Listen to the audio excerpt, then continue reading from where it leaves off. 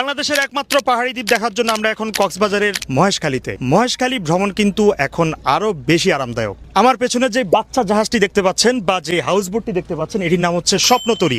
আপনারা চাইলে সারা দিন এই স্বপ্নতরীতে করে মহেশখালী সহ সোনাদিয়া দ্বীপ, নাজিরাট্টে, Kolatoli sea beach, Laboni beach, Sugandha beach এগুলো আপনি ভ্রমণ করতে পারেন। তবে শুধুমাত্র বর্তমানে মহেশখালী আপনি নামতে পারবেন, বাকি জায়গাগুলোতে কিন্তু আপনি দূর থেকে মানে বোট থেকেই দেখতে পাবেন।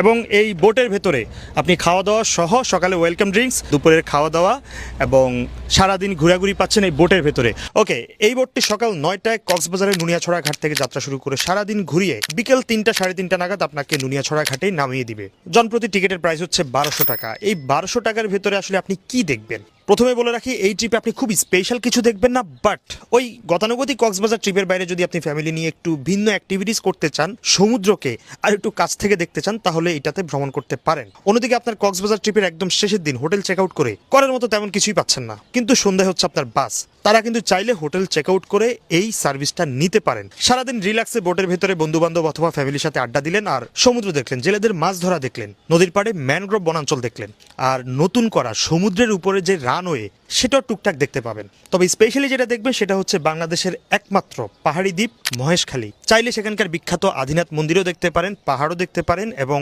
শুটকিপলিও দেখতে পারেন, আর যেখানে লবণ চাষ হয় সেই জায়গাটাও ঘুরে দেখতে পারেন। তবে আমার কাছে সবচেয়ে ভালো লাগার জায়গা হচ্ছে এই জেটি ঘাটের আশেপাশে। দেখে বুঝতে পারছেন চারপাশে সবুজ বনাঞ্চল, মাঝখানে একটা রাস্তা। অন্যদিকে সুন্দরবনে ম্যানগ্রোভ দেখতে চাইলে এখানে আসতে পারেন। আর সবশেষে আপনি যখন বোটে ফেরত আসবেন পাচ্ছেন ভরপুর খাওয়া দাওয়া। মোটামুটি তারা যে খাবারটা আপনাকে দিবে, এটা আপনি যদি কক্সবাজারের কোনো একটা হোটেলে খেতে যান 500 টাকার মতো তো লাগবেই পার পার্সন। আরেকটা বিষয় হচ্ছে, যারা মহেশখালী আসার জন্য স্পিড বোটে উঠতে ভয় পান, তারা চাইলে এই বোটে ট্রিপ করতে পারেন, ভয়ের কিচ্ছু নাই। তো আমরা যেহেতু এই বোটে ট্রিপ করছি, আমাদের কাছে মনে হলো এই সম্পূর্ণ ট্রিপে তারা মাত্র মহেশখালীতেই নামায়। যদি সোনাদিয়া অথবা নাজিরাট্টে শুটকিপল্লিতে নামাইতো, এটা মোটামুটি একটা পারফেক্ট ট্রিপ হতো।